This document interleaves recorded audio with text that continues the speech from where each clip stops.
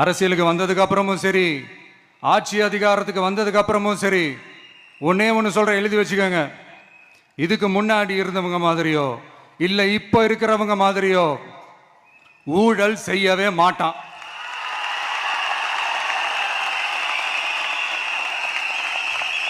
ஒரு பைசா தொட மாட்டான். எனக்கு அது அவசியமே இல்லை. புரிஞ்சுங்களா உங்களுக்கு?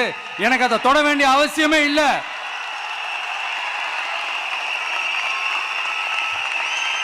ஒரு துளி ஊழல் கரை கூட படியவே படியாது, படியவும் விட மாட்டான்.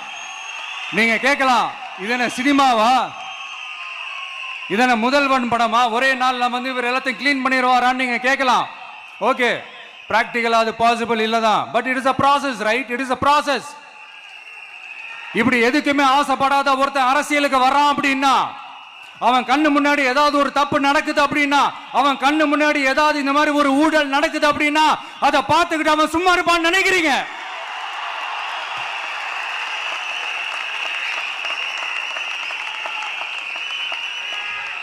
அதனால இந்த தீய சக்தியா இருக்கட்டும், இந்த ஊழல் சக்தியா இருக்கட்டும், ரெண்டு பேரும் தமிழ்நாட்டை ஆண்டவை கூடாது. அப்படிப்பட்ட இந்த கட்சிகளை உண்மையா தில்லா எதிர்க்கிற அந்த கட்ஸும் கெத்தும் நம்ம கிட்ட மட்டும்தான் இருக்கு.